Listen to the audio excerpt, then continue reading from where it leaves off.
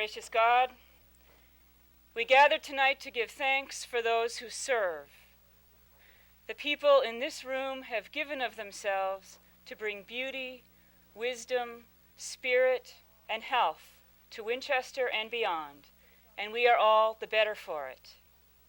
Thank you for this opportunity to honor Corey for her contributions and to celebrate the virtue of service in the many forms it has taken among the people gathered here. May this evening warm our hearts and inspire our future endeavors in the name of all that is good and holy. Amen.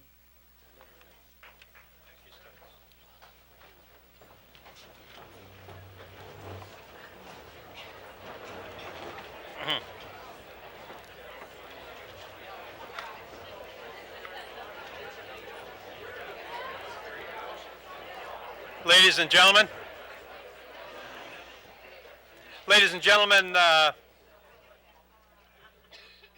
gentlemen, what I'd like to introduce the other members of the Nichols family, and then we're going to hear from a ensemble of 6th and 7th or 5th and 6th? 4th and 5th. 4th and 5th graders with a little musical rendition. But first, let me introduce Andy Nichols, Corey's husband. Andy?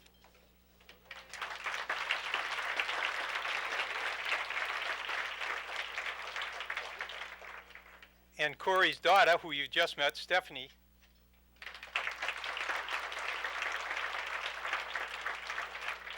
And please, would you rise so we can see you too? Next is their son, Bruce Nichols.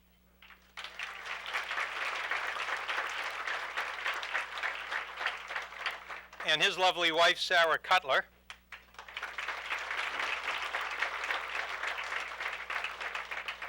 And then we have Corey's brother-in-law, Jim and Betsy Nichols.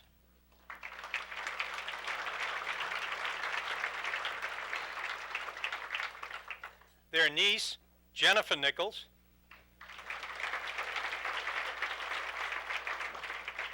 Their nephew, Richard Nichols. And last but not least, the niece, Heidi Nichols.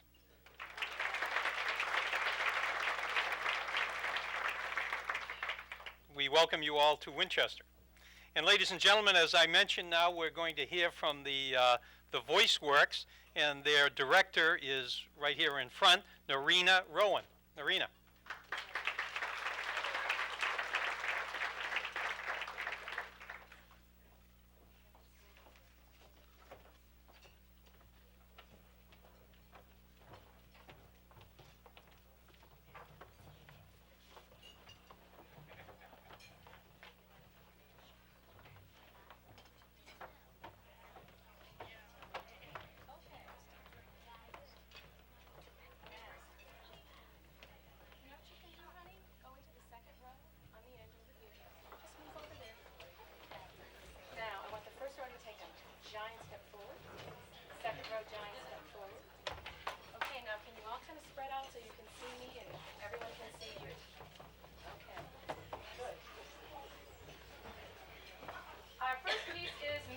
Caruso.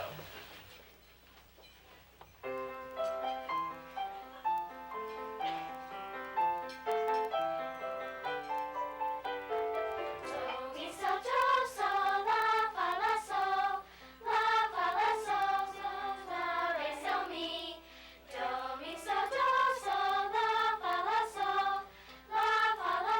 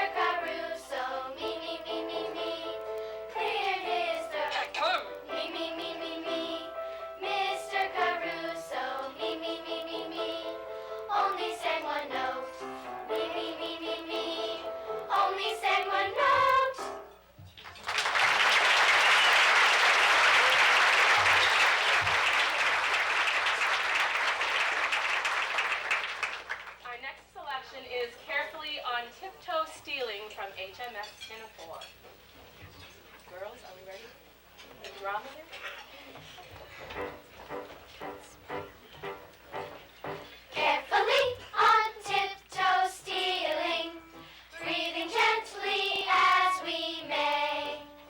Every step with caution feeling, we will softly creep away. Goodness me, why what was that? Silent B, it was the cat. It was the cat. They're right, it was the cat. Pull ashore in fashion steady, Hymen will defray the fare. For a clergyman is ready to unite the happy pair. Goodness me, why what was that? Silent B, again the cat. It was again the cat. They're right, it was the cat. Every step with caution feeling, we will softly creep away. Every step with caution feeling, we will steal away.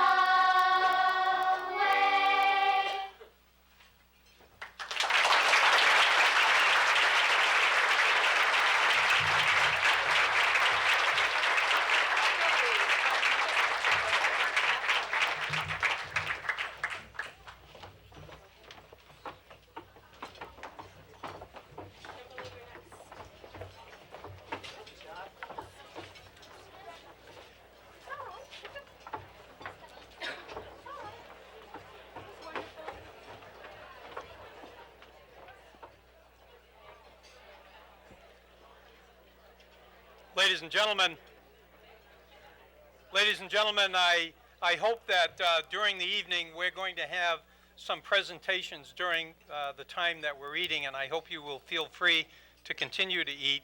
But we have a few other people that are going to speak during dinner or sing during dinner, and so from time to time I will interrupt, and the staff knows that they can keep serving when people are speaking. I would like to say, based on the last performance, if I could use a sports analogy. Here in Winchester, we've been always very proud of our athletic teams. And one of the reasons that we have so many champions in the high school is because of what a lot of people believe is the farm system in Little League Baseball, mite hockey, and what have you. And what you just saw is the work of many, many people who donate their time to create the farm system of music here in Winchester. And the result of that farm system is the many performers in the arts that we have come out through the high school. And it's my pleasure right now to introduce to you the combined octets of the Winchester High School. And this is a special night for them because they are leaving at 8 o'clock tomorrow to visit Cuba. Pardon? 4:30. So we really appreciate them coming.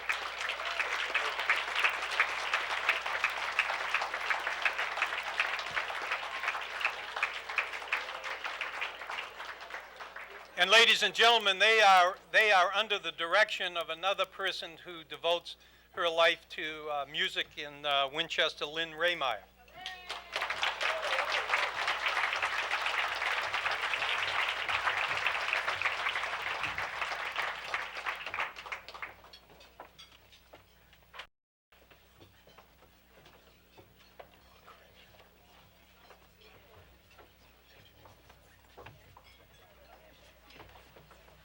Everybody, we are the Winchester High School Octets. We're delighted to be here this evening and sing for you a couple of selections.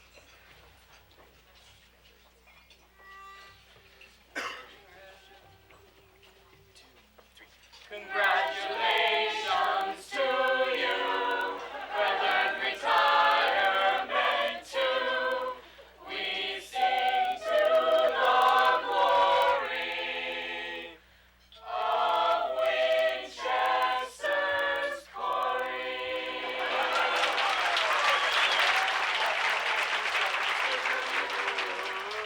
retirement to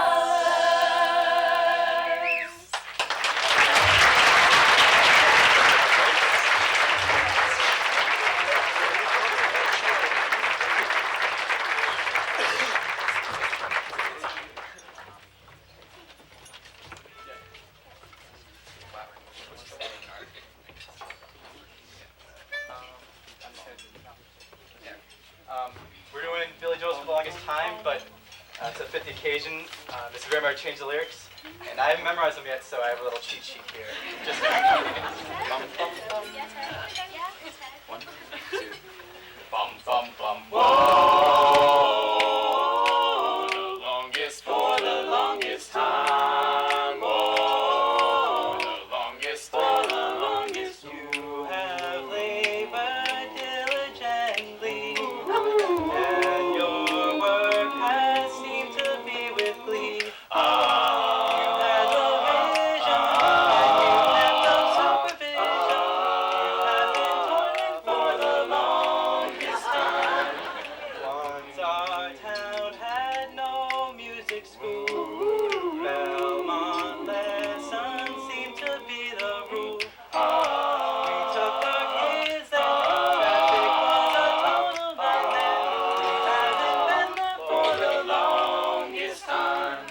Oh, the longest for the longest time. Oh, the longest for the longest. First the classrooms at Macomb, squeezing pianos, desks, and all. It wasn't pretty. It ran off about 6:30.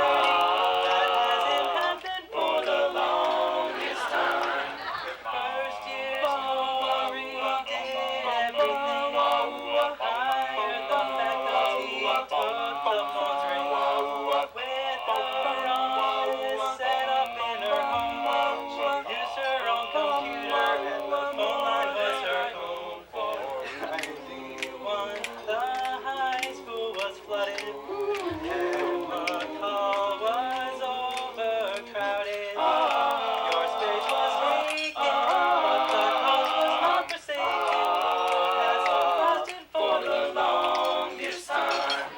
Later, as the school grew, we hired an accountant and the phone line too. Where may soon find a stable home, a place that was right to call music's home. Angels followed, fantastic gifts were made. Before we knew it, the foundations were laid. Now in the mansion, music has its great expansion, and it will be there for the longest time. Oh, the longest for the longest time. Oh, the longest for the longest time. Oh, the longest for the longest time. Oh, the longest for the longest time.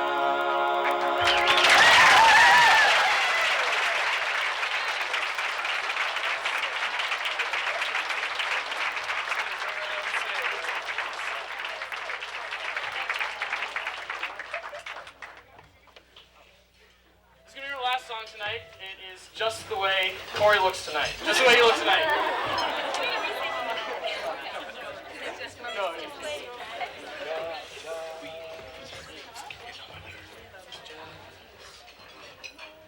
Just the way you look.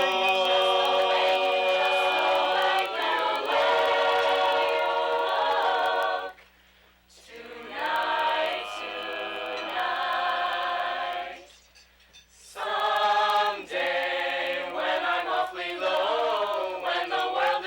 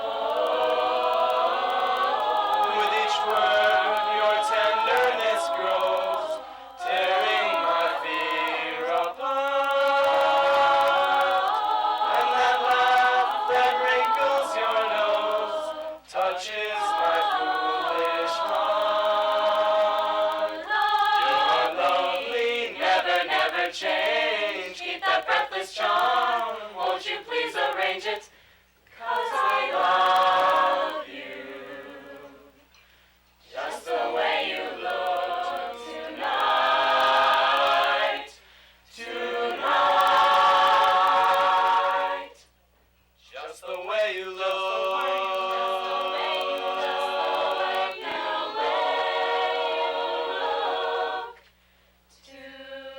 Just the way you look tonight.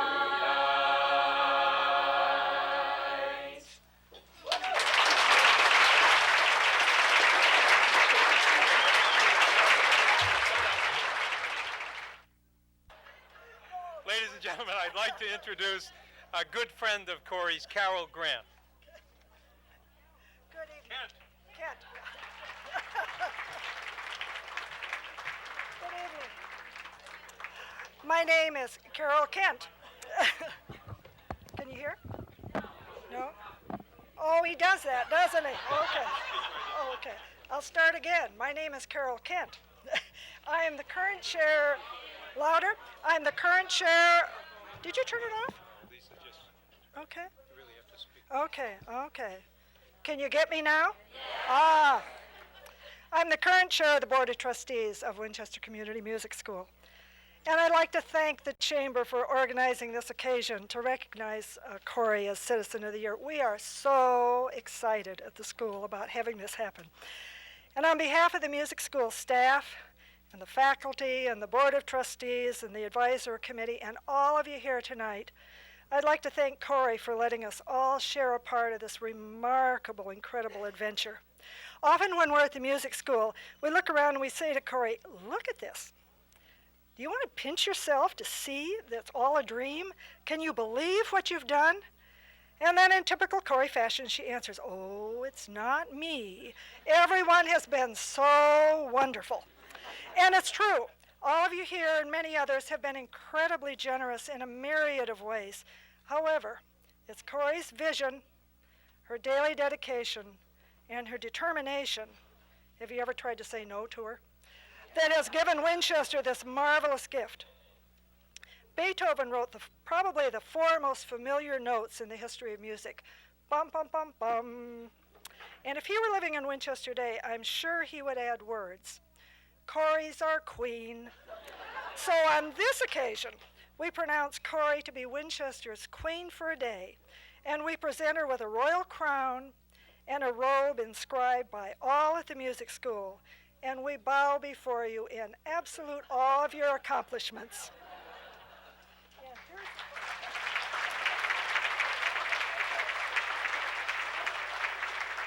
You'll just love this, Corey.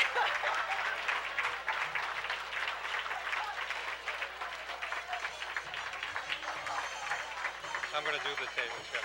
We have several people from the Community Music School. Add that to the program down here. Who? Community Music School. What about them? They're on table 4 and 5. Oh. They're from the staff, and there are about 5 of them that are going to speak. Oh, no. You're kidding. I wish they were.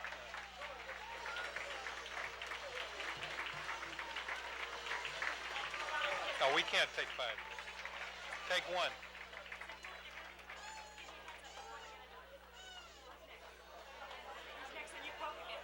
I am. Thank you very much. Ladies and gentlemen, a quick announcement and a couple of introductions. Oh, come on. Ladies and gentlemen, can you hear that? Can they hear all right? Ladies and gentlemen, just an announcement. They're starting to bring the meals out, and they're having a little trouble getting through, so if you just could pull in a little bit as they come out with the trays, let them get through. And then, and while they're coming, I'd like to introduce a relative that I missed in the first go-round, Stephen Grant, Corey's brother-in-law.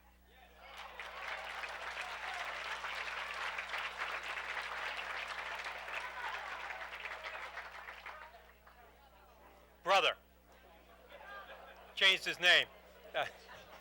And ladies and gentlemen, also before the hour gets too late and some of these folks have to go home, I want to introduce some of the past recipients of this.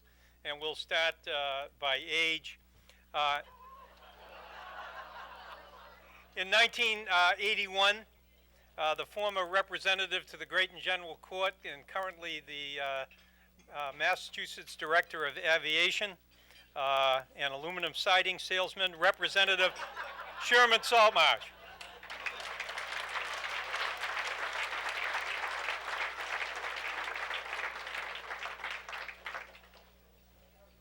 And in 1986, a good friend of mine recently released from, well, it isn't necessary to go into that, former town engineer John Jake Chacha.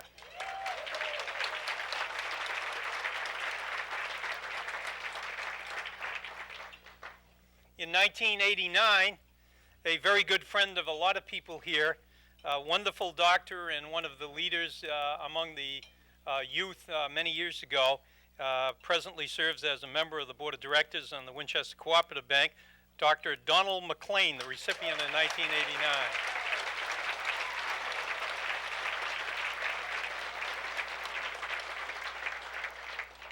The recipient in 1990, Paul J. Mahoney. Where's Paul?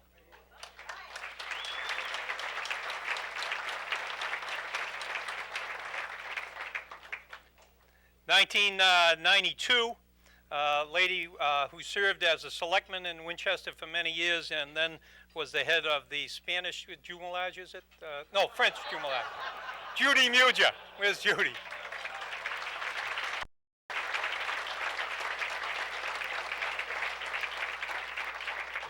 And in 1994, Sandy Thompson. I know Sandy's here. I saw this.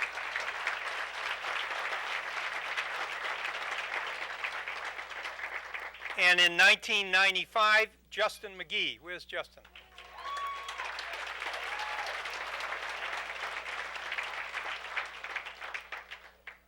And in 1996, Ann McGovern.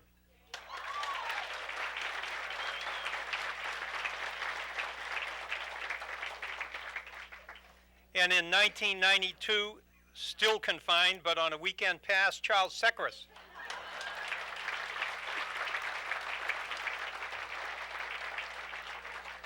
Ladies and gentlemen, at this time, I'd like to introduce to you your Chairman of the Board of Selectmen, Betsy Krager. Betsy Krager.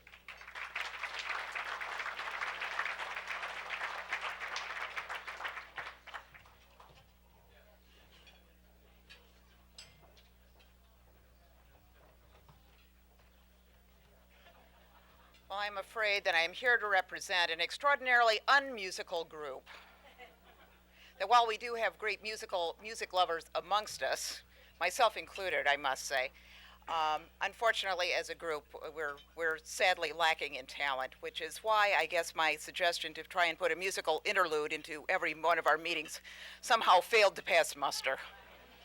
Sadly, or actually probably rather fortunately, I suspect, for the citizens of Winchester. But in any case, I'd like to just have a quick show of hands here. How many people have either been directly through your children or yourselves, either directly or indirectly, involved with the music school? There you go.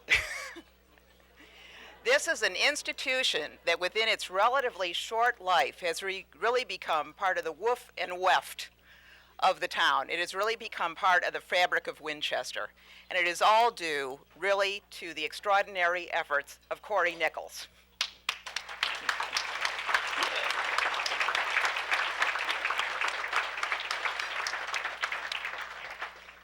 And because of that, even though, as I say, we are an unmusical group, we do fully appreciate your efforts and everything that you have done for the community as a whole. Jim, could you? But we may not be musical, but we do citations well. The entire membership extends the very best wishes and expresses the hope for future good fortune and continued success in all endeavors. Be it hereby known to all that the Board of Selectmen of the Town of Winchester hereby offers its sincerest congratulations to Corey Nichols, 2001 Citizen of the Year, in recognition of her years of dedicated service to the community of Winchester, given this 16th day of May, 2001.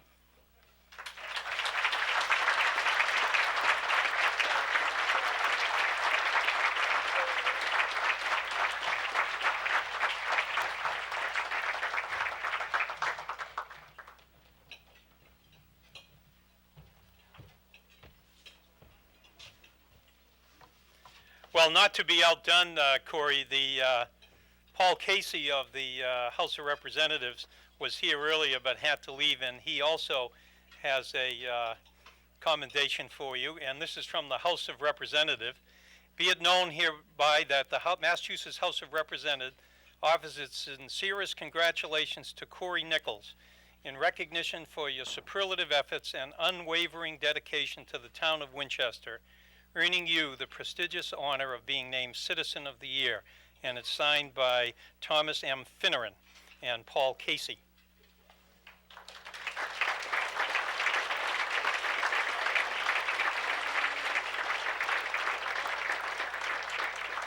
And there is also a gift with a card from the representative, and I looked inside, and it's a watch with a seal of the Commonwealth of Massachusetts, probably paid for with taxpayers' funds.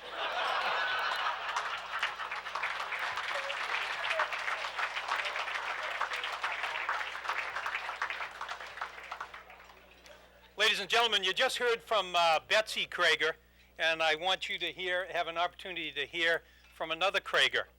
And Betsy's daughter is a graduate of the Winchester Community Music School. She attended and graduated from the Eastman School of Music and is currently studying in Philadelphia. And she is, as her mother puts it, singing for her dinner every night. And she's singing at the Victor Cafe, which is an opera cafe located in downtown Philadelphia. Ms. Krager.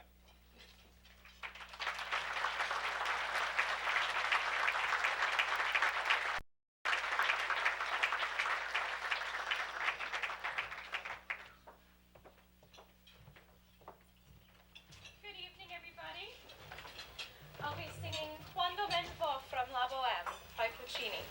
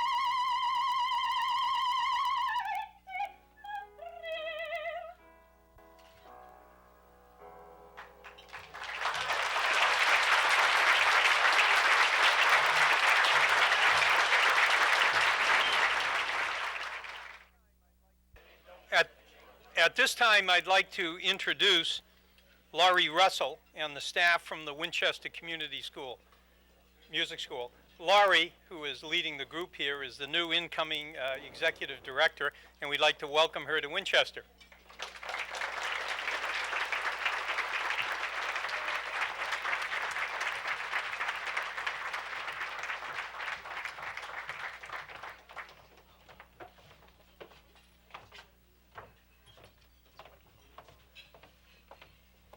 It gives me great pleasure this evening to informally and publicly introduce the staff of the Winchester Community Music School.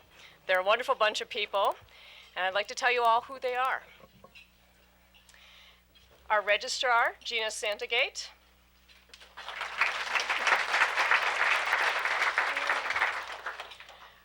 Our development assistant, Kate Billings. Our administrative director, Kelly Doherty.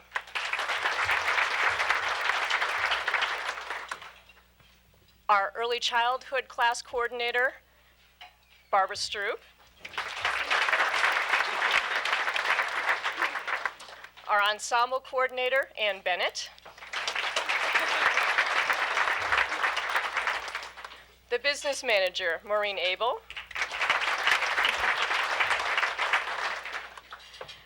Our administrative assistant, Eunice DePena.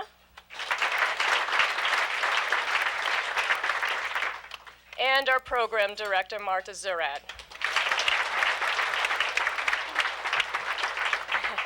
And Corey, this evening, the staff has collected a few thoughts from some select faculty and friends and former students and current students, and we'd like to share them with you tonight. This is a letter from a current student at Winchester Community Music School. She wrote, "Dear Corey, I would like to thank you for all your effort with the music school. The music school has made a wonderful difference in my life, starting with my jealousy, watching my brother play the violin at his first practice. Thank you for all you have done. You have helped make Winchester musical."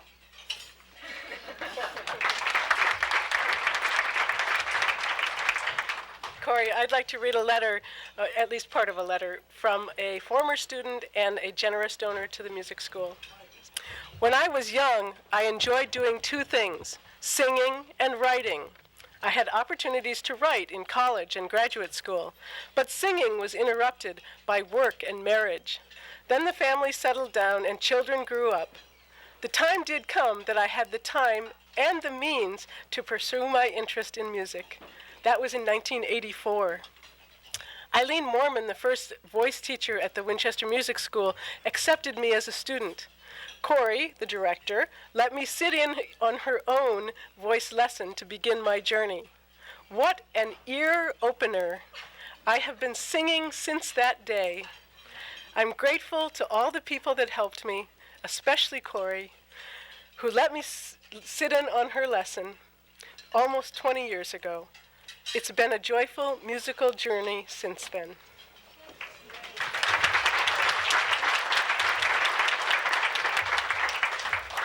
And Corey, this is from a current faculty who wishes to remain nameless, but will be obvious as soon as you listen to this. "Dear Corey, it is truly impossible to write this kind of letter, for it truly is impossible to find words that convey my heartfelt gratitude. From our first meeting, I have felt enveloped in a cocoon of artistic freedom that has made teaching such a joy. The community you have created through your leadership of Winchester Community Music School is an important part of my life and has become the standard I seek in other teaching venues.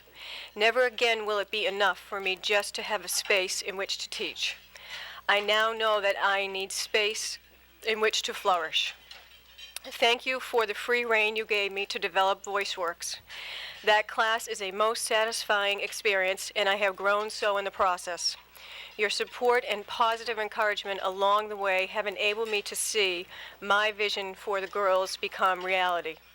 I look forward to long years of continued connection."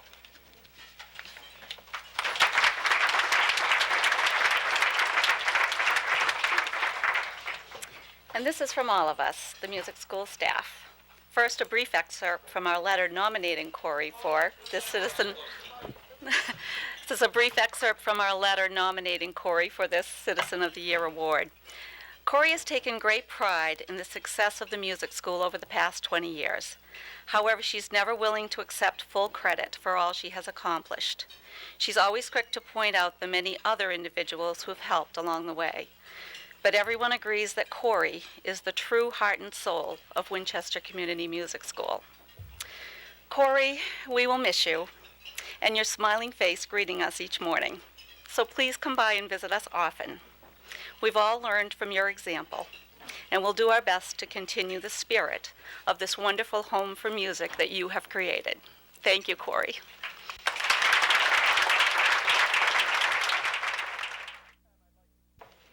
Ladies and gentlemen, at this time I'd like to introduce a friend of Corey's, Lynn Raymeyer. Lynn is also the director of our Arquette.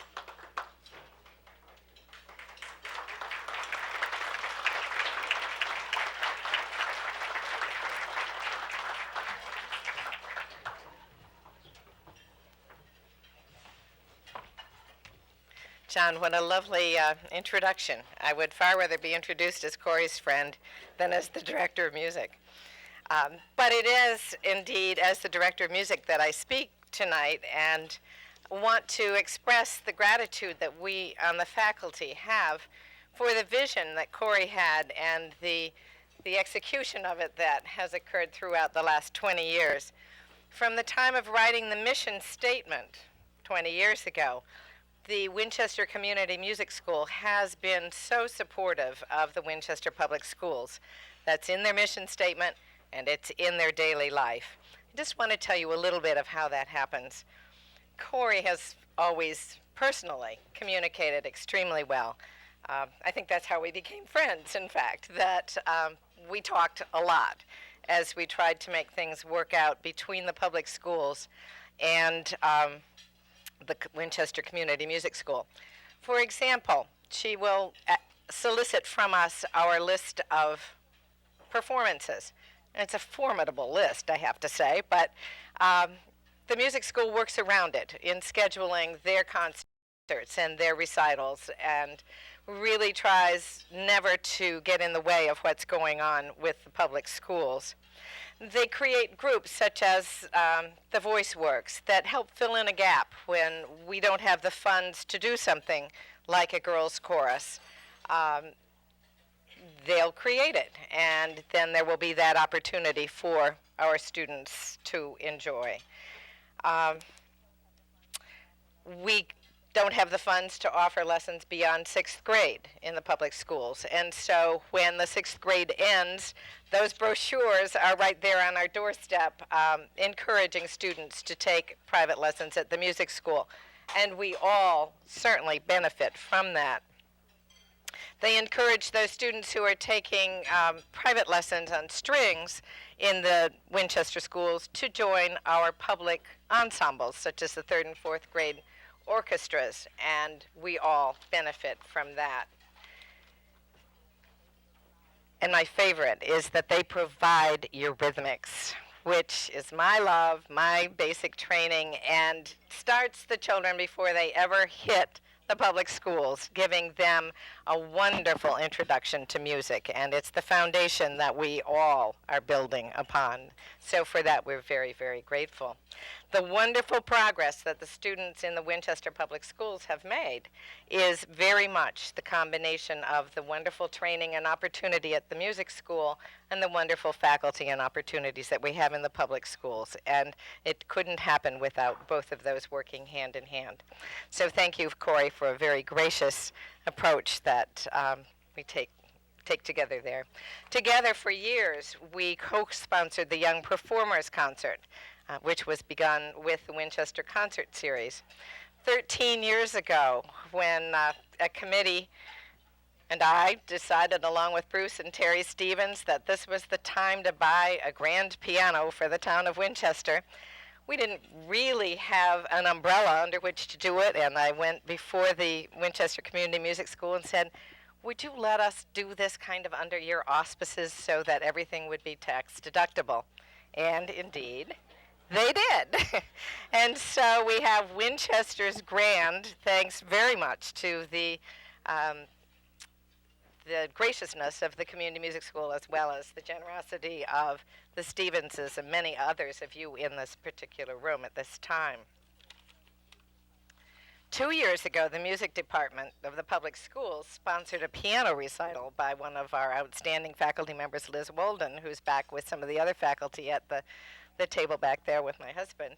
And we all looked forward to it very much, and about a day before it, Liz said, I went over to town hall to practice, and they told me that the auditorium is not reserved for this recital. It's for something else. I had goofed. Well, it was terrifying. There I was with no hall, a wonderful pianist, a ready audience, and no place, and picked up the phone and said, Corey, can you help me? And felt pretty assured that she would figure out a way, in fact, and she did, and we had a wonderful recital in the new hall of the mansion up at 403-7 Highland Avenue. And so it's just been a wonderful give and take all these years that I will miss very much as my friend retires here. Indeed, I speak for all of us in the public school music department when I say that we are very grateful for all that you have done, for your support of our program, and for the music in Winchester. Bravo.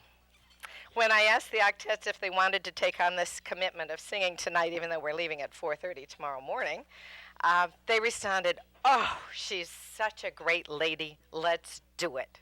So here's to the great lady, Corey.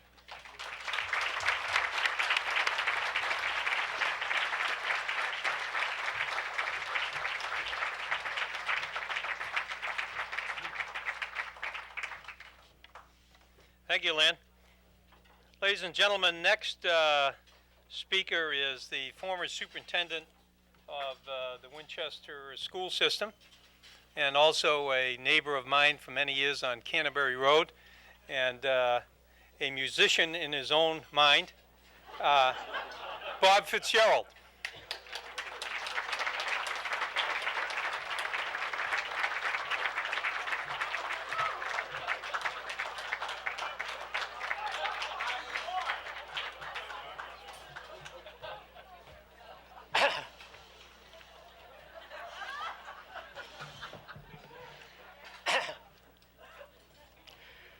Good evening, ladies and gentlemen. I've been asked by 3 people to sing this evening, and 241 have asked that I refrain from doing so. As a result, I've had to think of some other way to entertain you. The Winchester Community Music School has a profound effect on me over the past 20 years. 20 years ago, I didn't even know where my trumpet was. Tonight I stand before you in living testimony to what one woman can do to change the musical career of one man. That woman, known to many past employees of the Winchester School Department as the lady with the kid gloves, or in some instances the kid glove lady, or at times simply Kid Gloves, as in Kid Gloves is here to see you again. At any rate, she came through the front door of the McCall Junior High School, somehow got past my secretary, entered my office, and suggested in a delicate, charming, and irresistible manner that Winchester needed a music school, and that McCall would be a perfect place for the music school, and that the McCall Parents Association should sponsor such a music school. I thought of my trumpet and wondered where it was. I only knew 2 tunes at the time. One of them was the Yellow Rose of Texas, and the other wasn't.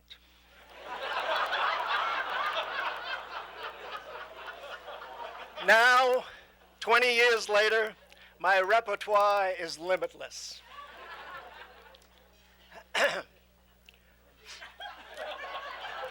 A few days after my first encounter with the Kid Glove Lady, she met with the board of the McCall Parents Association and in a delicate, charming, and irresistible manner outlined her proposal. The board was enthusiastic about the proposal, and when they ever heard that I was looking for my trumpet, they overwhelmingly voted to support the Winchester Music School, hoping, no doubt, that I would change careers. A short time later, Kid Glove showed up again and once again slipped by my secretary, a feat accomplished by very, very few people. Entered my office and in a delicate, charming, and irresistible manner, suggested that I'd be better off with an office in front of the building so I could see who was coming in, rather than in the office that I had that had a lovely view of the Abajona and the school playing fields and cherry trees in springtime. I thought about the suggestion for a while and decided it was probably a good idea for me to know who was coming in the front door. So I moved. Besides, if I ever found my trumpet, I could practice in my office and not bother my secretary, who incidentally hated to be bothered, especially by me.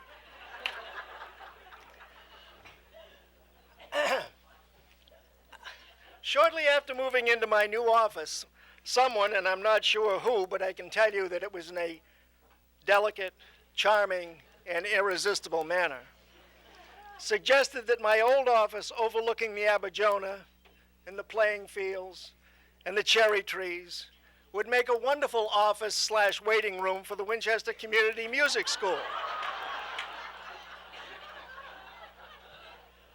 And so the music school was underway, and I began to hunt for my trumpet in earnest.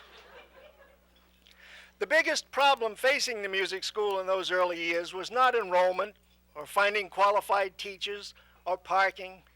The biggest problem was the custodians. They insisted on cleaning the rooms being used for music lessons during the music lessons.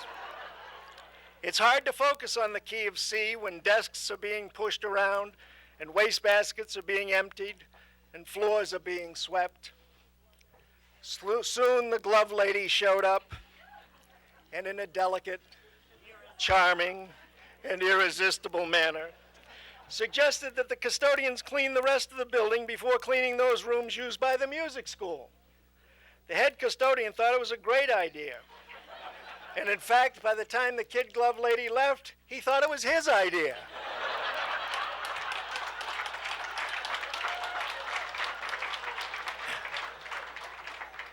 And so the music school was on its way. It had a place, it had a sponsor, it had a director, it had an office, it had students, it had teachers, and most importantly, it had a trumpet teacher. All was well in paradise. Then I left McCall and quit looking for my trumpet. But the music school stayed on. In fact, the only way Vandy French was able to get the school and the lady with the kid gloves out of McCall was to have the town renovate the place. Now, I don't know this for a fact, but I'm told that with nowhere to go, the lady in kid gloves met with some very fine Winchester people, and in a delicate, charming, and irresistible manner, suggested that Winchester needed a place to house its very successful music school. And lo and behold, 407 Highland Avenue proved to be the place. So they tore apart the old McCall, which had been the new high school before the high school moved to the new high school. And McCall, which had been the old high school, became the new McCall, and the old McCall, which had been the high school, became the new Lincoln.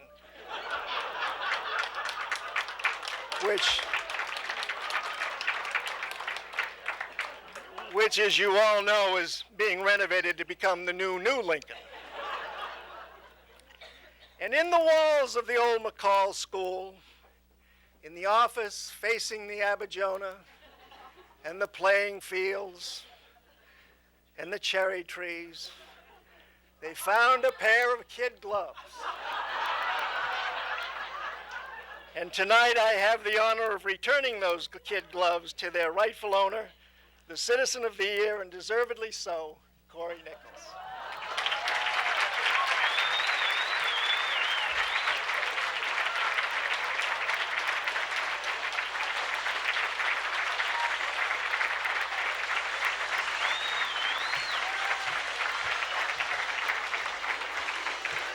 Bob Fitzgerald.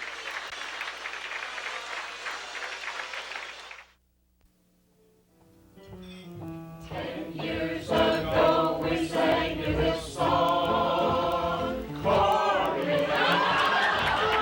You are just where you belong, Corey. That building has had us, 'cause we absolutely didn't have a clue that we would settle in at 407 Highland Avenue. You said that you would like to retire, Corey. Your energy still sets us on fire, Corey.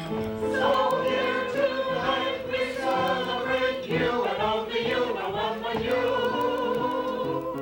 We raise our glass up high to you, sing praises to the sky for you. We have to let you know that we love you, Corey. You're the story.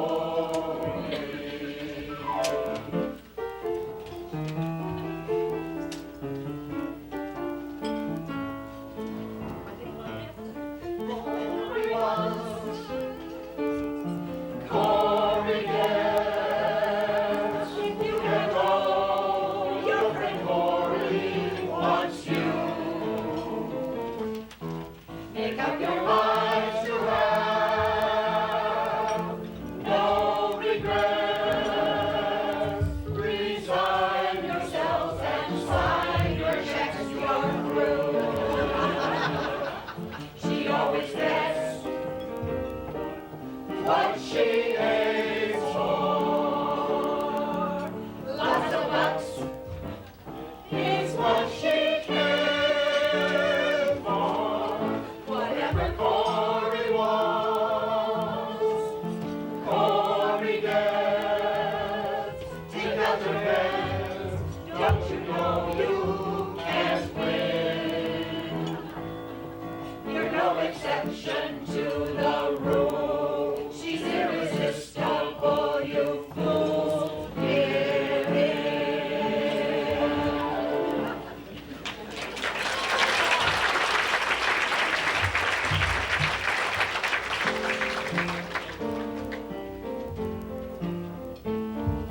We are the friends who can't say no. It's been a bit of a fix. When Corey says, come on, let's go, how could we ever say yes? Corey Nichols dreamed a great dream. She carried on until her dream came true. We were happy to be on her team, and somehow sorta did what we could do. Now let's begin a brand new shore.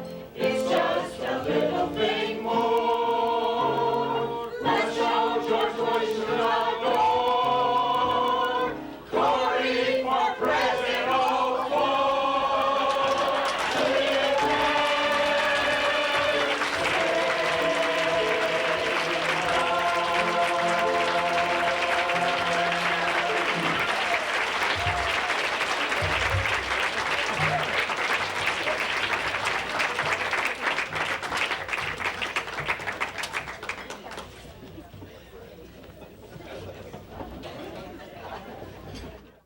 It's up to you to reach out to be that friend who comes along.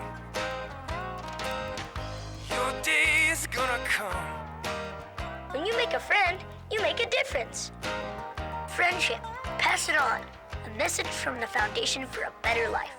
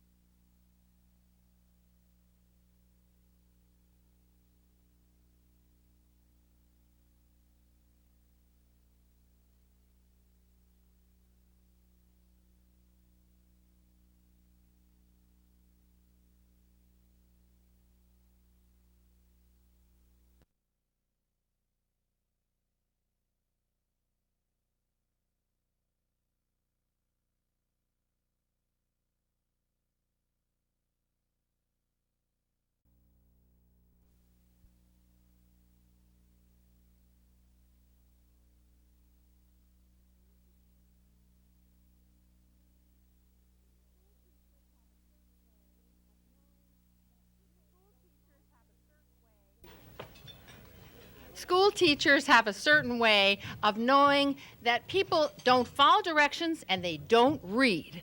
And your job here, I'm sure you're not prepared for. What Corey doesn't know is that the audience is going to have a big part of this, and I am willing to guess none of them have read the directions and have a clue what they're going to do. We're going to find out. This is sort of the MCAS for the adults tonight. And there are only two things you have to do. I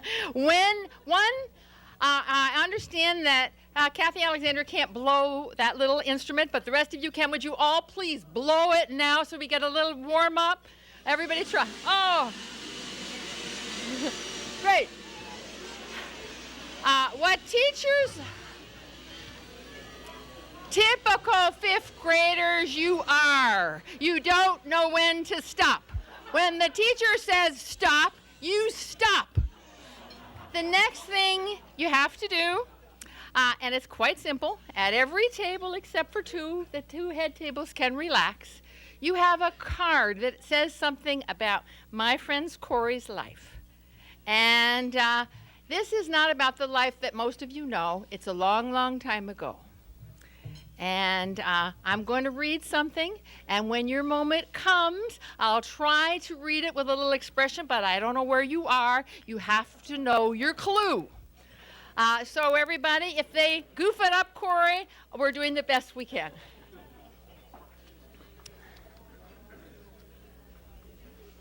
You need more time.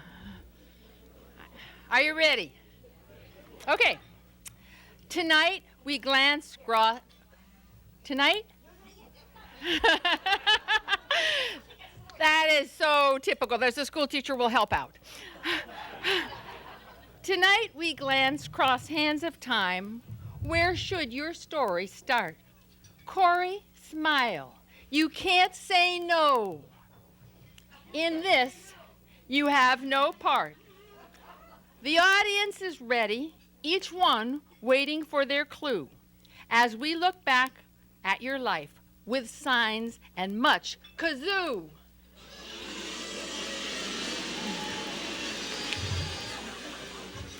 Since we've never had a practice, it may take a little time to coordinate your early life, and rise with the right sign. So bear with us and join the fun as we honor you tonight, remembering how music played early in your life. Born in Boston, in Cambridge next. Table 4, there they are.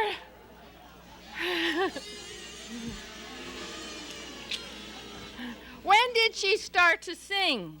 With her dad, with silly songs, in the car while traveling.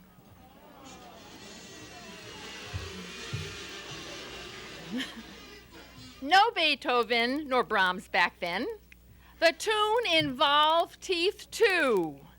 And later on, if you should ask, she will sing it back to you. No music from her mother's side. Piano, Mom did hate.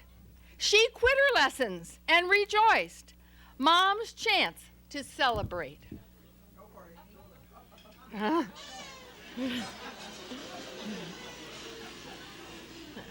Wellesley was Corey's town and Honeywell her school. 3-minute timers teachers held, enforcing every rule. Button up your jacket. No talking. Get in line. Discipline, you bet your life in that bygone time. En route to train, Dad walked with her on wooded trail without a care. Hand in hand, they tromped to school. Her love of hiking started there. No A's on her report card. Table 8. It was either S or U in school. Not math, not music, favorites, but kickball she thought cool. Sorry to say it wasn't at school, but camp that gets credit for. The place where singing she just loved, HMS Pinafore.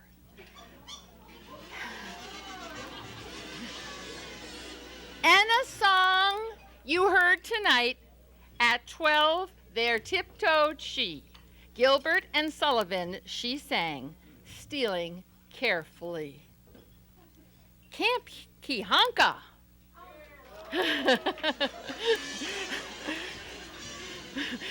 For 3 years, with ducks and loons and geese.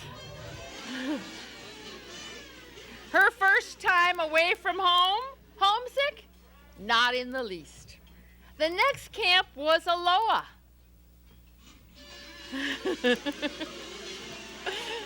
Oh, there, you did a great job.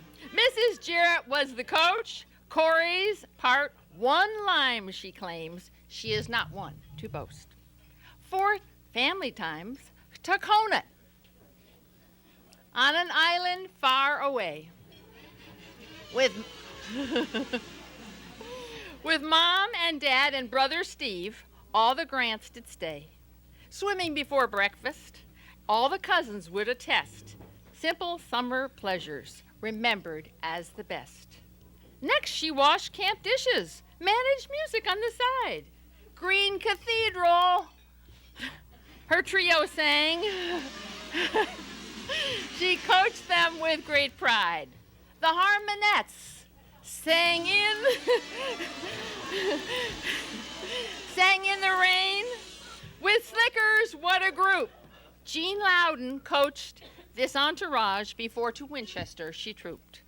Will Barry Crockett, English teacher the best. Miss Grant, in his class was her name. No challenge too hard, no assignment too long. Too much others, the rest would complain. Table 15.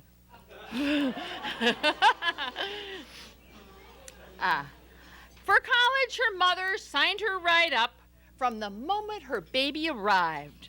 Mother was right, as they often are. As a Smithy, Corey would thrive. But in Wellesley High, something else changed. Just a sophomore, she discovered a spark. Her classmate Jim had a senior brother she knew who suddenly played a new part. The setting is spring. He caught her eye. The situation, their very first date. A movie, of course, would be ideal, and Andy's choice turned out to be great.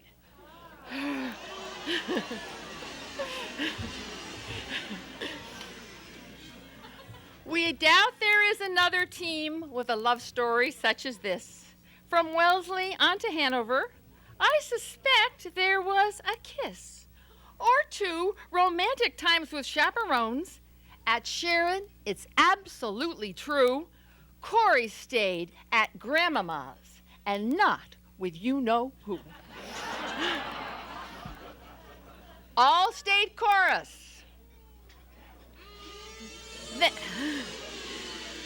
Then on to Smith with both parents in their car. Freshman choir chased homesick blues and sent them flying far. Again, not math was what she loved, an English major strong. You won't believe, in 4 years, not one music course along. The way with chamber singers to Europe and beyond, singing with her many friends, is of this she was most fond. A wedding where the bride wore white, reception on backyard grass. Whis off to teach at mentor school while Andy went to class.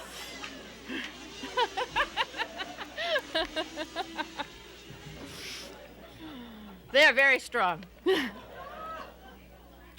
Soon in the Globe appeared an ad in which Winchester was key. Outstanding volunteers abound. Table 23. Drive out and you will see Fenwick Road with railroad near, playgroup for Stephanie. And when your son Bruce is born, he'll have tons of company. The rest, they say, is history. And Corey, what you've done, activities you've spirited, 101. ABC, Mystic School, Hospice, Channel 2 are only some of those championed by you. But the music in your soul soared above each one. From the tiny notes at first, the melody begun. Music lessons simple, they started at McCall. Harmony was added, tonight we each recall. A dream that you imagined, which you developed day by day, until like magic it was done in your orchestrated way. Corey Grant Nichols, we honor you for your vision and your zest. You've made music come alive and given Winchester your best. We salute you in this moment with all these smiling eyes. While the kazoos play thanks, you've put music in our lives.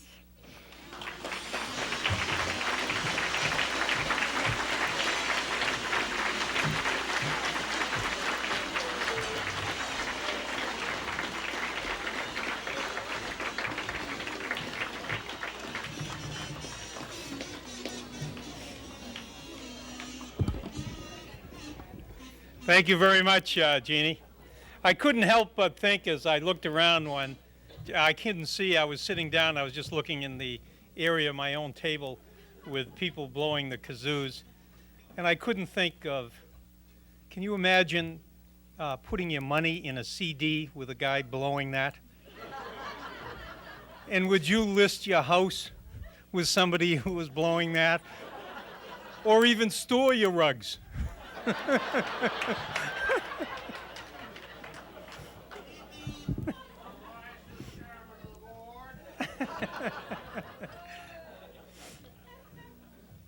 Ladies and gentlemen, this is the time of the evening when we hear from the family. And first, we'd like to hear from Stephanie and Bruce.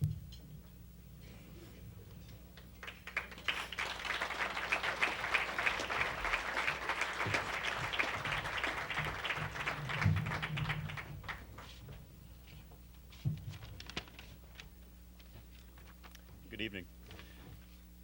The secret to Mom's success as a mother and a manager can be captured in 4 words. She's extraordinarily kind, and she's robotically organized. When we were young, we took these things for granted, not realizing that they were so extreme as to be quirky. I still remember when an intersection near our home was equipped with 4-way stop signs. Cars would drive up from different directions in a particular order, everyone would stop, and then they were supposed to drive on in the order of their arrival. But when it came time for Mom to drive on, she would always wait, just in case the next guy might be in a hurry. He would look at her, and he would begin to look puzzled, and then he would decide that she must be stalled. Meanwhile, during that long pause, Mom would decide that he probably was waiting for her after all. So they'd both go. And then they'd jerk to a stop, and then they'd proceed to engage in an automotive version of those 2 cartoon weasels who say, "After you, sir." "Oh, no, after you." At family gatherings, it was clear that Mom inherited this trait. Whether we were at our table in Winchester or at Mom's parents' table in Wellesley, Mom and my grandmother would go mano a mano over who would get to clear the table. "Let me, Mom." "Oh, no, dear, you sit. Let me." You'd be amazed at how long this could go on, while no dishes left the table, and the rest of us sat back and enjoyed the show. In most people, niceness is simply one trait among others, and the combination is what really matters. With Mom, niceness becomes a formidable weapon all by itself. In her 20 years at the music school, she invented a new form of management, not carrot and stick, but carrot and carrot. The only time she ever really had a problem with one particular staff member, she promoted her. I work in book publishing, and I'm always on the lookout for good business books. There's a recent trend that features titles like The Leadership Secrets of Attila the Hun, or Patton on Leadership, or Sherman. You name the conqueror, and he's probably had his name on one of these. But if Mom ever writes her memoir, she could start a new trend. It might be titled Turn a Cheek, Turn a Profit, or Smile Your Way to an Empire. Of course, being Mom, one of the rules she would undoubtedly expound in such a book is never let yourself be the center of attention. So, Mom, thank you for letting us do a little violence to that principle just this once.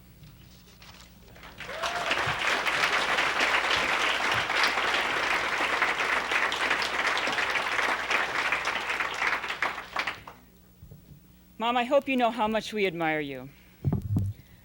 Can you believe that the worst traits we could think of to roast her with are that she's too nice and too well organized?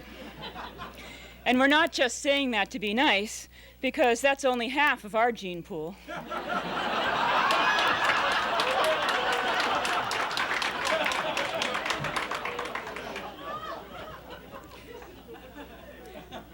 Bruce talked about your extreme kindness. I'll say just a little bit about your extreme tendency to plan things. For example, although I was told that the program for this evening is traditionally intended to surprise its honoree, you were so anxious for everyone to be comfortable and informed well in advance that you did most of the organizing of your program yourself. I'll bet it even took some restraint on your part not to ask us what we were planning to say, or for how long, or maybe to suggest to Kathy Alexander that she tell us where in the program our part would fall. You did, though, manage to get a description of how this room would be set up and where we would be sitting and where the microphone would be. And what Kathy and her committee may not realize is that your preparations extended well beyond the portions they saw. I happen to know that several weeks ago, you wrote to at least one family member asking whether he'd rather plan airport transportation in advance or be flexible. Because if he wanted to plan in advance, there was option A at 7 a.m. or option B at 7:15, depending on whether or not there's luggage to check.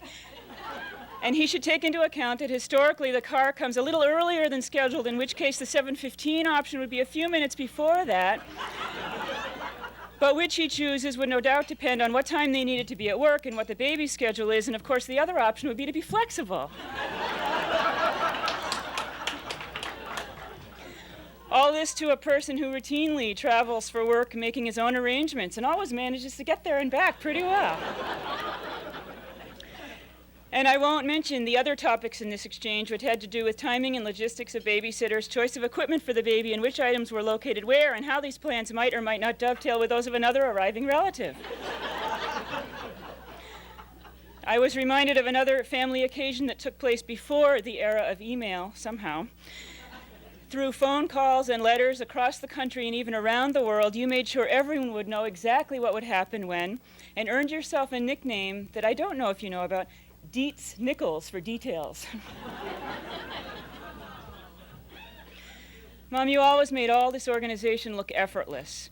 I don't ever remember your seeming stressed or irritable preparing to host big parties or juggling too many activities.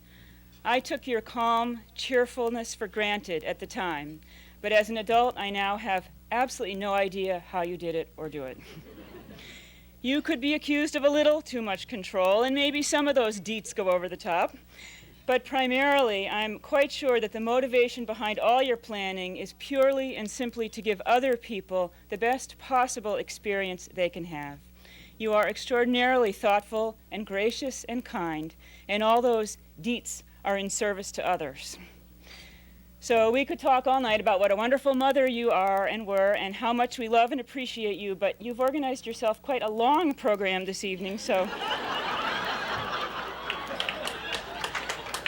I think we'll settle for a hug and a kiss now.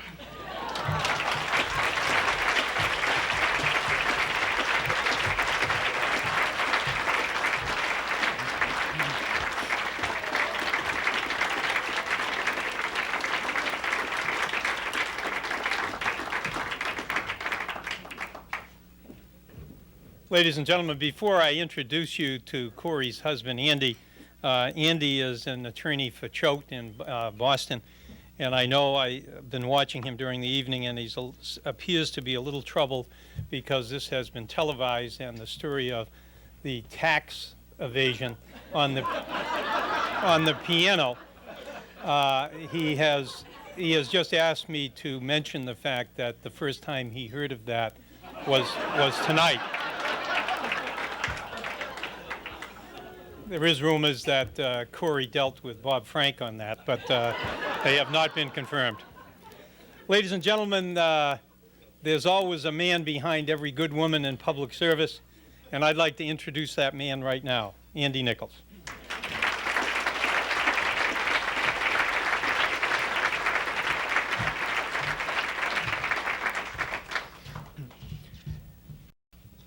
I was told this evening that I should be brief. Now, I have to tell you that I'm a lawyer, and as John said, and brief is a relative term. But I did get everything I wanted to say onto 2 pages. I did have to reduce it to 6-point type.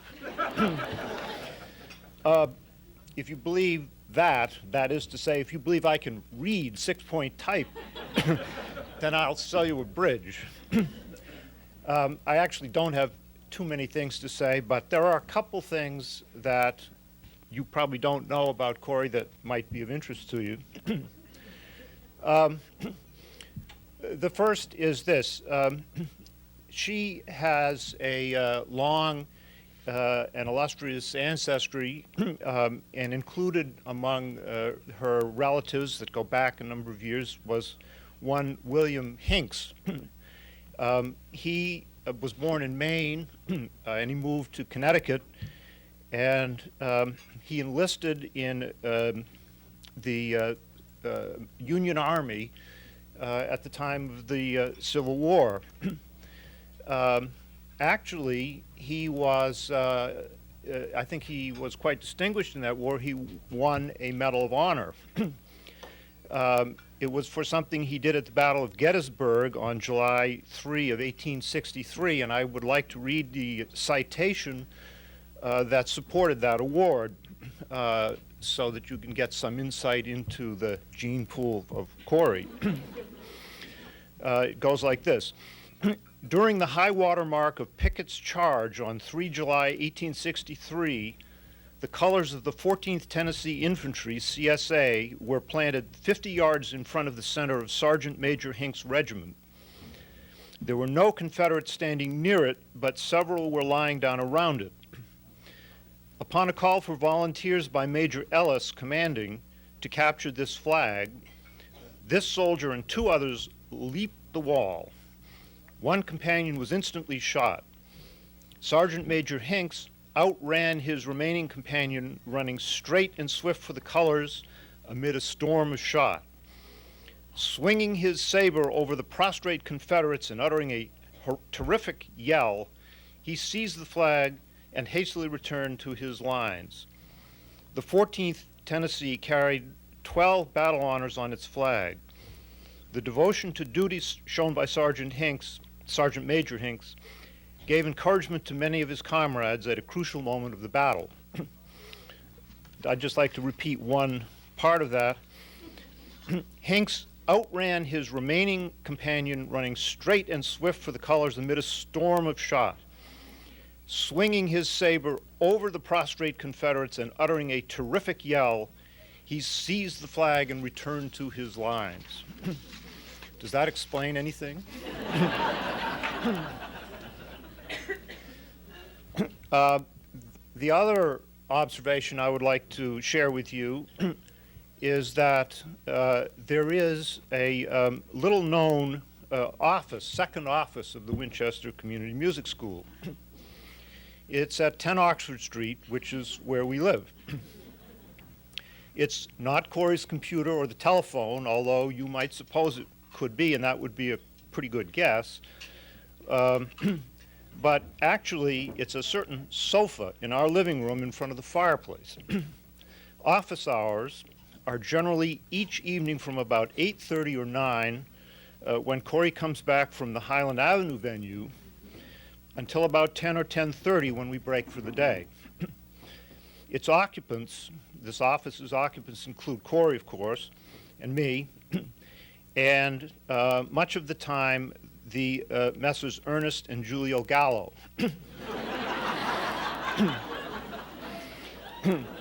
I do have to say that particularly with as many members of the music school present here tonight as there are, that what transpires during those office hours has to be treated as confidential. Finally, I do want to introduce a more serious note. The music school was started by Corey when our children were in or through high school. She started to fill a gap in response to a need she saw to provide quality music instruction in Winchester. She worked harder than any two other people to make the success it has become. How much did she get paid for her work? Nothing for many years.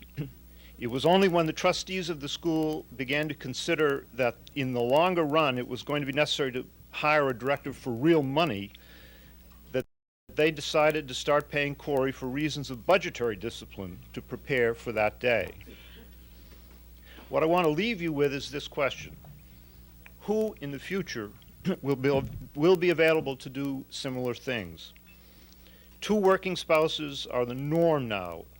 Everyone runs around frantically, trying to get done all the things they need to do. Who is left to see the next need, to create something to fill the need, to build something wonderful, not for money, but for the sake of filling the need? I hope we have not lost something. When this part of the evening is over, we're going to adjourn to the 10 Oxford office. But tonight, the Messrs. Gallo will not be a part of the group. Instead, it will be 15-year-old McCallan. Thank you very much.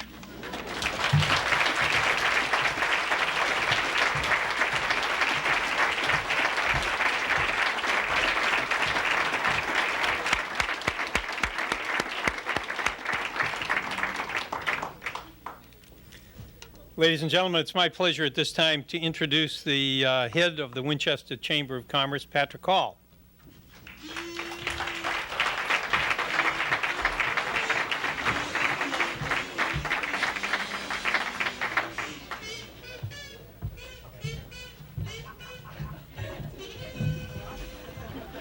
My beloved board of directors, thank you.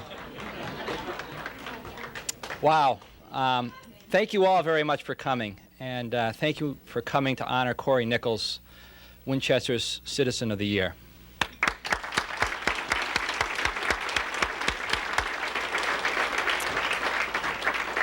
It really is a great night for our town. And I'd like to recognize two people who have made this night what it is. One is Kathy Alexander. Kathy, would you stand? Thank you, Kathy. Right on tune with the kazoo. That's great. Kathy works so hard for the Chamber, and she does a great job. And I've only learned to realize that over the last couple of years in working closely with her. And thank you very much. And the other person I'd like to thank is John Sullivan. John.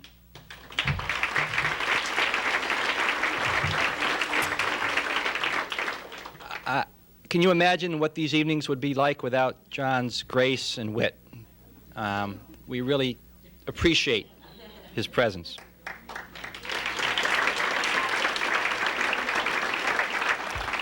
Now, the Chamber of Commerce has done a lot of great things over the past year. We really have worked hard to promote the business community and working for the best interests of the town of Winchester. And we're going to continue to do so. And there are a lot of people within the Chamber that have worked hard. And if any of you want to join the Chamber or participate in any way, we have a meeting on the first Wednesday of every month. And it's an open meeting of the Board of Directors, and we invite anybody to come down at any time and throw in your 2 cents and help us out or ask questions or make contributions in any way. I had the great pleasure of introducing Corey as the Citizen of the Year about a month ago. And I've learned a lot about her in the past month. And it's clear that she's made a great contribution to the town of Winchester. And her contribution has really manifested itself at 407 Holland Avenue in Winchester. But perhaps more importantly, it's manifested itself in the hearts and the lungs and the fingers and the feet of countless youth. And that is her true contribution. And that contribution will go on and on and on. And we're grateful for all of her hard work. And Corey, if you could come forward, please, with your kid gloves, if you want.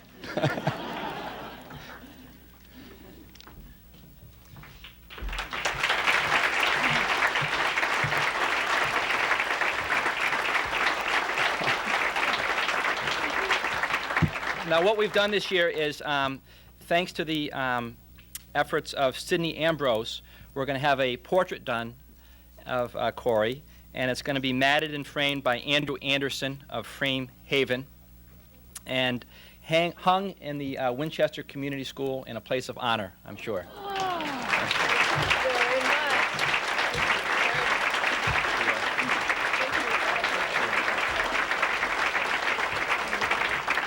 Ladies and gentlemen, the Citizen of the Year.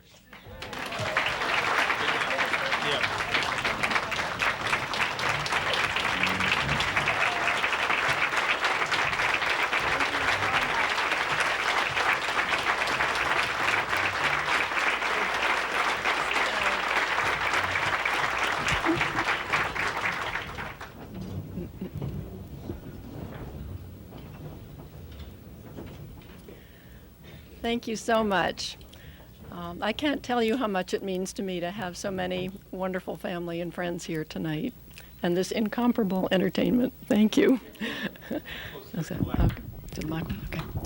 I would like to share with you one story. Can you hear me now? It's a story that now strikes me as funny, although when it happened, it didn't seem funny at all, because it's a story about something that didn't go well. It's a story about the very first registration for the pilot program for the Winchester Music Program. And Sandy Thompson and I had spent several months talking to people around town about this idea of having some private lessons available. We had worked with the public school music department to decide that we would offer flute and trombone and percussion. We knew that we had a large student pool because in the McCall and high school bands alone there were 75 flutes. So we thought that with that number of students plus the other instruments, many people would be interested. We wrote what we thought was an enticing brochure, and again with the public schools' help we circulated that through the schools to everybody we thought would be like to participate. We set aside a certain night at McCall when Sandy and I said we would be there for an hour and a half so that families could come down and register for private lessons. We also offered flute trio or flute quartet. And Sandy and I got there. Sandy brought her tuition check for Deb. That was the very first tuition we received for her daughter for drum lessons, and that was very exciting. And then we began to wait. And we waited, and we waited, and we waited. And after about an hour, the heavy McCall door slowly opened, and in came one 12-year-old boy on crutches. And he limped his way up to the table where we were. He put down his registration form, and he said, "I broke my leg. I can't do sports this winter. I might as well learn how to play the drums."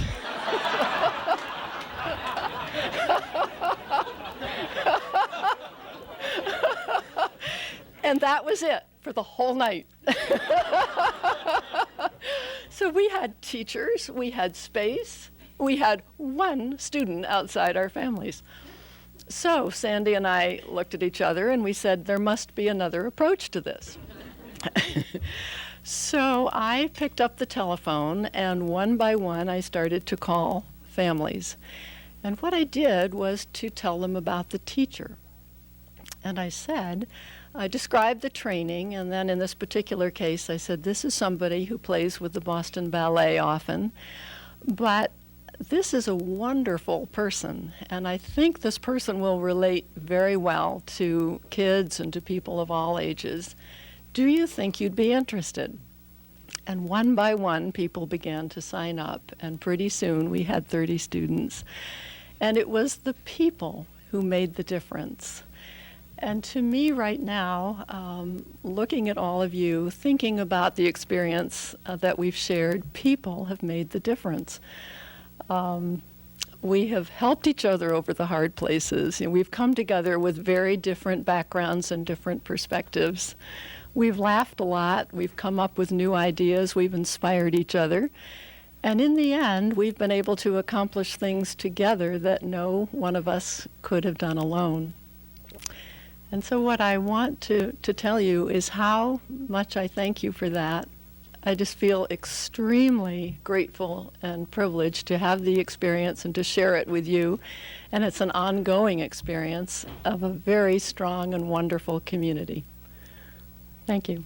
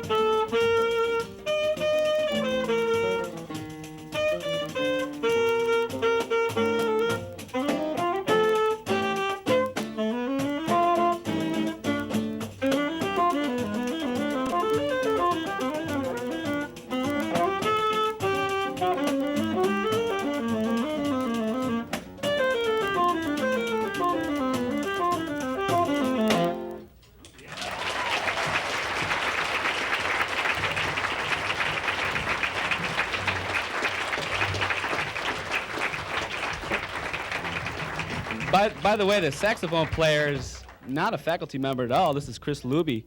He's a student at the Winchester School, student of Valerie Walton.